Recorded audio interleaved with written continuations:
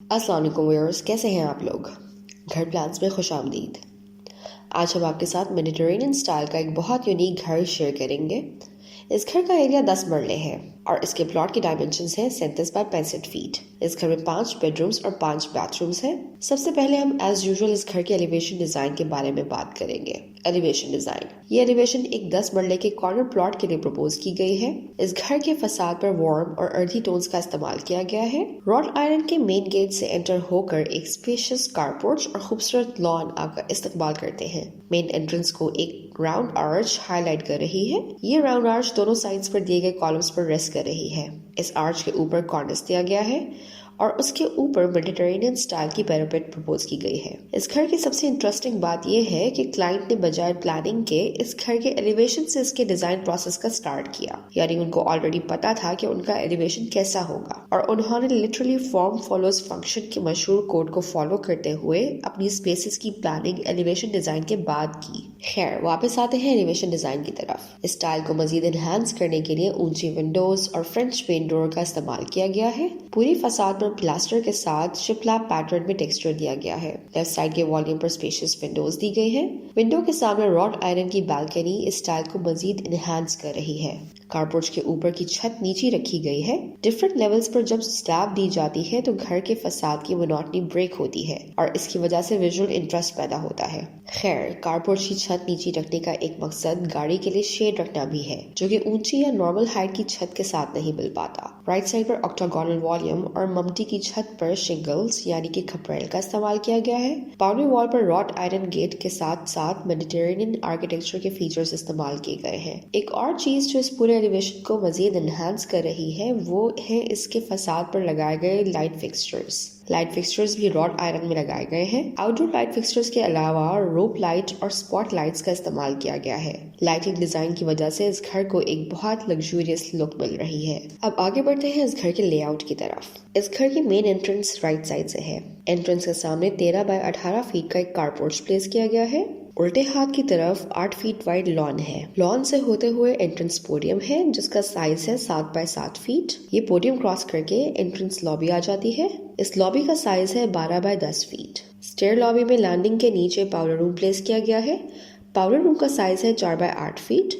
Lobby के दूसरी तरफ से ड्राइंग रूम की एक्सेस है। ड्राइंग रूम का साइज है 14 बाय 17 फीट।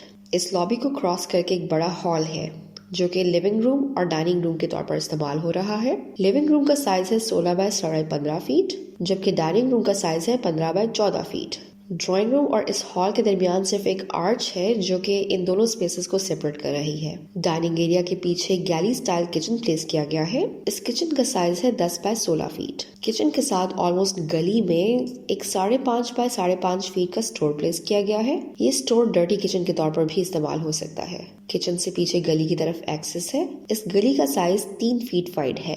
किचन के राइट साइड पर मास्टर बेडरूम प्लेस किया गया है। क्लाइंट की रिक्वायरमेंट थी कि ग्राउंड फ्लोर का बेडरूम कम से कम इतना बड़ा जरूर हो कि इसमें एक मिनी सिटिंग एरिया आ सके, तो 14 बाय 17 फीट का ये बेडरूम एक मुनासिब साइज है जिसमें बेड के साथ साथ बैठने के लिए स्पेस भी निकल आती है। बेडरूम के साथ 6 बाय 7.5 फीट का वॉक इन क्लोजेट गिवन है, जबकि अटैच बाथरूम का साइज 6 बाय 9 फीट है। लिविंग रूम का व्यू राइट साइड पर दी गई 3 फीट वाइड गली की तरफ खुल रहा है।